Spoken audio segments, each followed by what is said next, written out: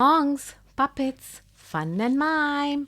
Welcome to the story time. नमस्ते अगस्तियंस। आज फिर से हम एक हिंदी की कहानी सुनेंगे और इस कहानी का नाम है यूं सुलझा दो सहेलियों का झगड़ा। इसे लिखा है कार्तिका गोपाल कृष्णन ने और इसके चित्र बनाए हैं तस्नीम अमीरुद्दीन ने और ये पुस्तक प्रथम प्रकाशन से है। अब मुझे ये बताइए अगस्तियंस कि आप सब में से कौन कौन अपने दोस्तों से और सहेलियों से लड़ाइयाँ करता है। चलिए कहानी शुरू करते हैं। मेरी संगमा और ज्योत्सना मराक ठीक एक दूसरे के बगल में रहती हैं। एक दिन ज्योत्सना ने मेरी को एक कमरबंद दिखाया जो वो पिछले कई दिनों से बना रही थी। कमरबंद होता है अगस्तियन वो चीज़ जो कमर के चारों ओर पहनी जाए। इसे मैंने अपनी माँ के लिए बनाया। इसके बारे में तुम्हारा क्या ख्याल है? ज्योत्सना ने उत्साह से भरकर पूछा। मुझे नहीं लगता कि तुम्हारी माँ इसे पहनेंगी। मैं तो इसे कभी नहीं पहनती, मेरी ने जवाब दिया। ये सुन ज्योत्सना उठी और वहां से चली गई। क्या लगता है आपको, कैसा लगा होगा ज्योत्सना को अगस्तियंस? अगली सुबह मेरी ने ज्योत्सना का इंतजार किया। वे दोनों हर दिन साथ स्कूल जाती थीं, लेकिन आज ज्योत्सना उसके बिना चली गई थी। दिन के खाने के लिए मेरी सूखी मछली की कड़ी लाई थी जो ज्योत्सना को बहुत पसंद थी, लेकिन ज्योत्सना ने मैरी की जगह कैरोलीन के साथ खाना खाया।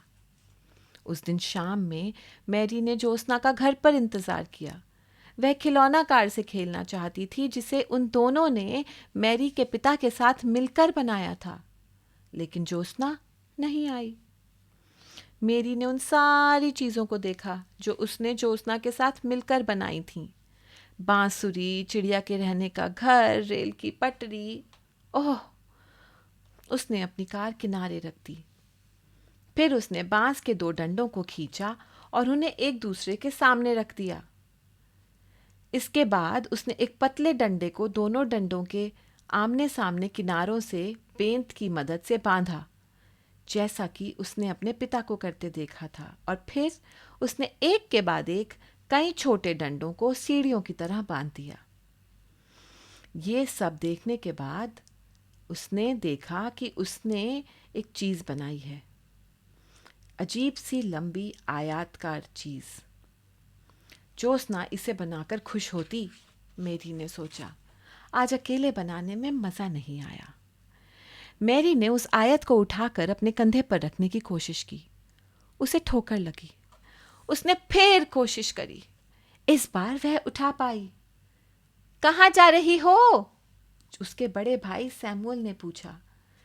ज्योत्सना के यहाँ, मेरी ने जवाब दिया। ज्योत्सना जहाँ प्राय रहा करती वहीं थी। ज्योत्सना के नज़दीक जाने के लिए मेरी पेड़ पर चढ़ गई। तो मतलब ज्योत्सना कहाँ थी अगस्तियन?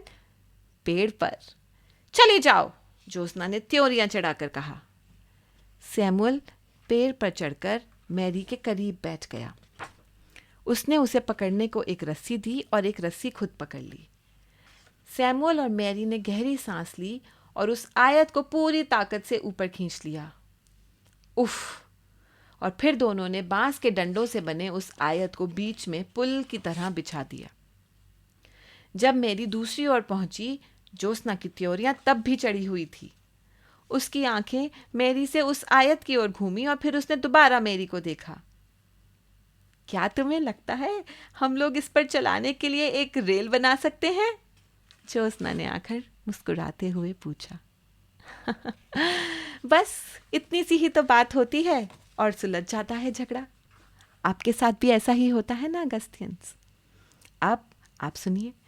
मैरी ने अपनी सहेली ज्योत्सना के पास पहुंचने के लिए एक छोटा पुल बनाया। अगर उनका ये पुल दो पेड़ों के बीच दोनों ओर से बांध दिया जाए तो यह एक बीम वाला पुल बन जाएगा, जैसे कि शहरों में पुल बनते हैं, सड़कों पर, नदियों के ऊपर। क्या आपने कभी कोई बीम पुल देखा है? अपने आसपास सड़क पे जब बाहर निकलें तो देखिएगा ज़रूर। नमस्ते अगस्तियन, फिर मिलेंगे।